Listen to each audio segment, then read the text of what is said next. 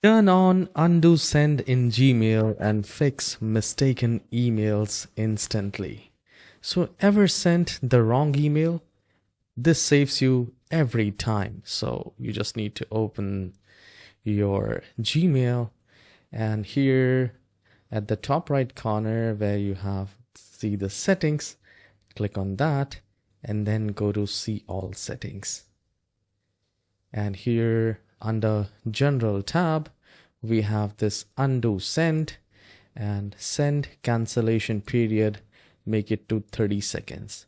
So my mistake, if you send any email, you can undo it within 30 seconds. So it's better to make it 30 instead of 5 seconds.